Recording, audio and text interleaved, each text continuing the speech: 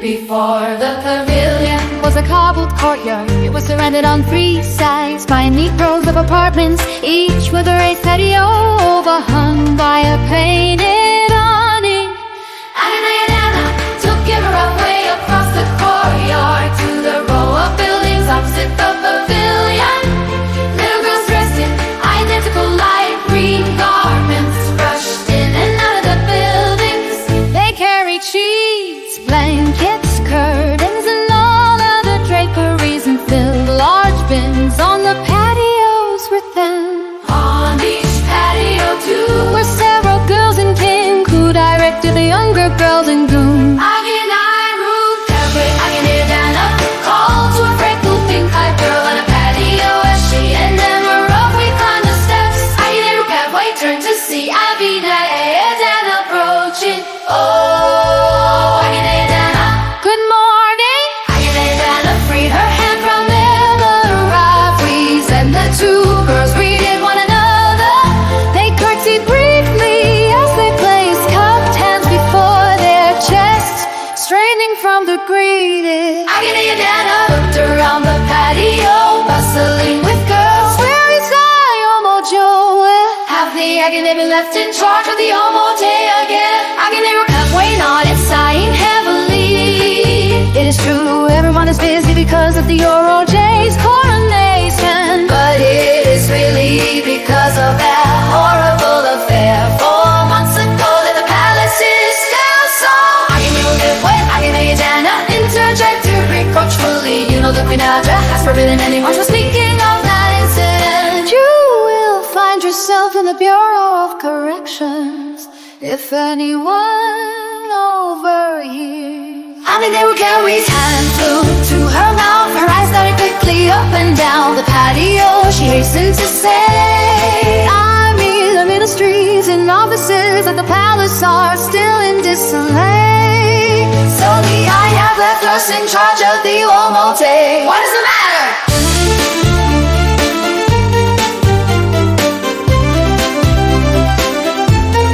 What is the matter?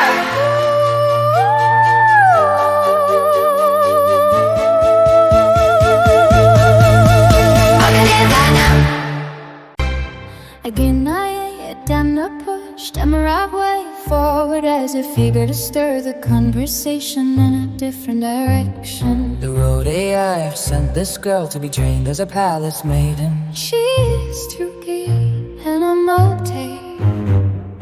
Again, Emeravwe's eyes both finally noticing Emeravwe, valued child, at her exclamation. The girls on the patio looked up. Some rushed over to get a better look at Emeravwe and the ruby in her forehead, seeing the impressive jewel. They too turned to one another with gasps of a valued child. What is a valued child? Small girl in green asked. A precious child bestowed with a jewel in its forehead when it is born. An older girl in pink explained tartly. Valued children are actually loved by the parents and do not have to enter the palace to suffer like we do.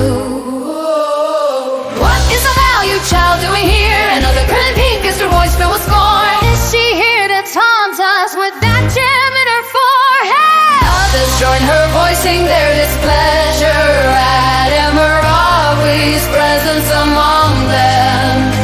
Emeravwe shrank from the angry girls, her eyes brimming anew with terrified tears. Enough! Again, we admonish the girls. If you step outside the palace walls, you will find the city is filled with valued children. You yourselves have siblings who are valued. It is us, palace maiden, who are depreciated. She turned a disdainful eye on Emeravwe. Now, why has such a valued child been lowered to our ranks? Again, Anna shrugged. It is the road I's decision. You must honor it. Again, Emeravwe glared. Wicked girl. You say that so easily because you will not have to suffer. Such a private child belongs to say that so easily.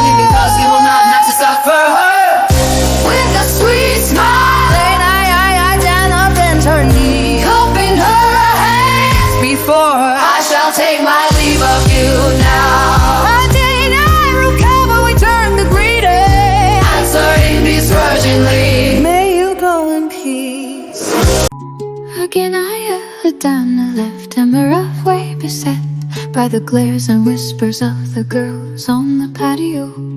She backed herself to the railing, wanting to make herself smaller, invisible.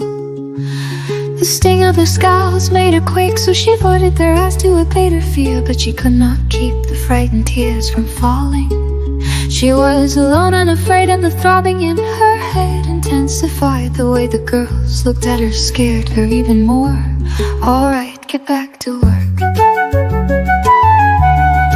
All of you.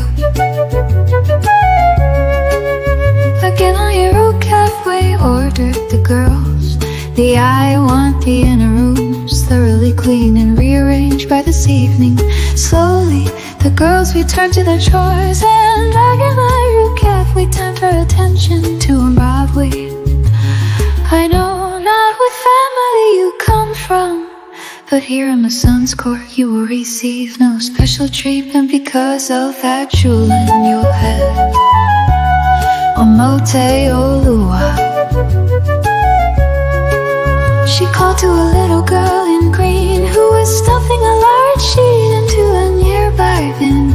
With the help of other girls, the girl rushed over and executed a clumsy greeting. Yes, again I am a. Take this girl to the weaver's department and let them know she is a new Omote in training.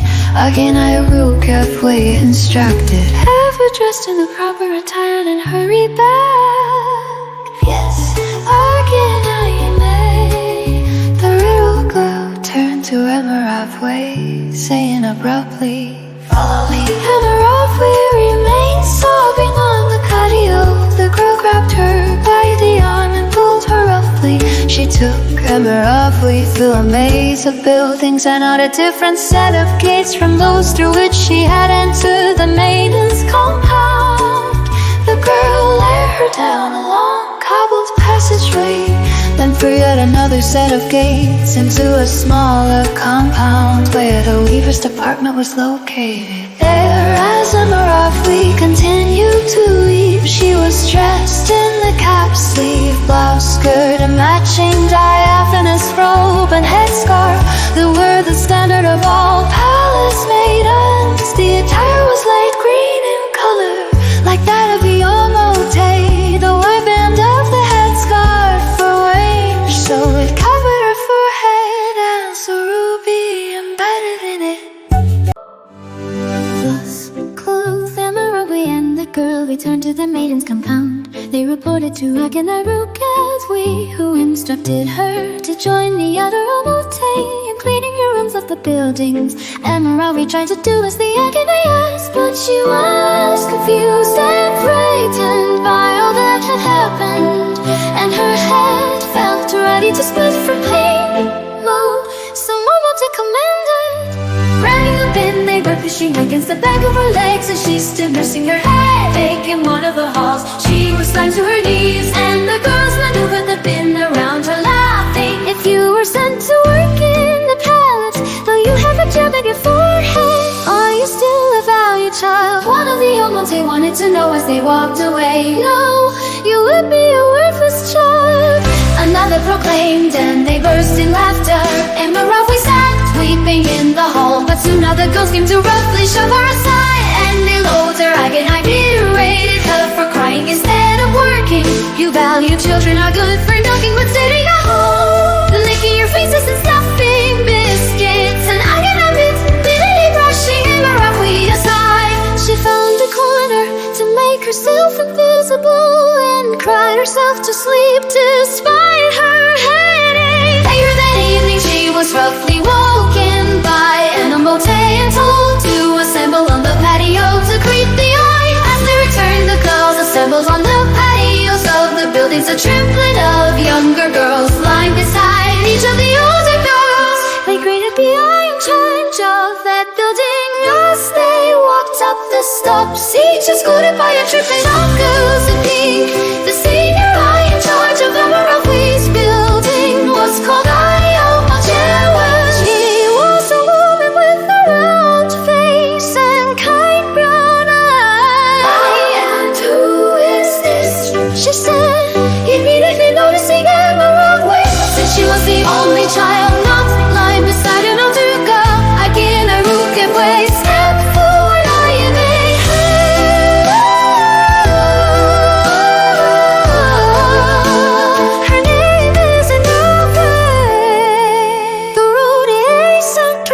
and Omote trading.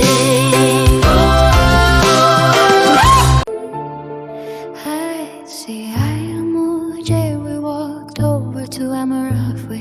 We shrank fearfully against the wall of the building. The eyes smiled warmly, placing a gentle hand on her head. Welcome, child. She turned to Agenairu Kewe, asking, and what clan is she from? Agenairu Kewe bowed her head. May you forgive me, I do not know. At this Omote would pause. She glanced briefly at Emperor, then addressed another girl in pink. Agenairu, you only have two Omote in your charge. I shall leave her in your care as well.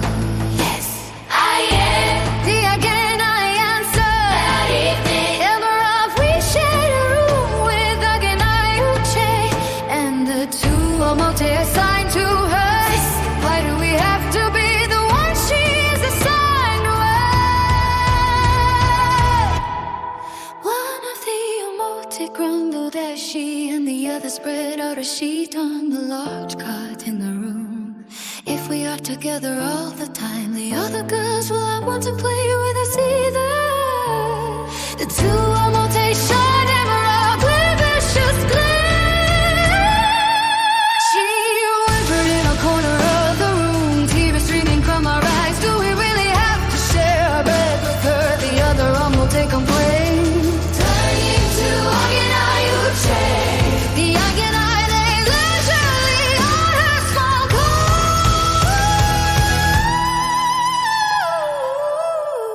reading a book by the light of a candle. Just leave her where she is, she said without looking up.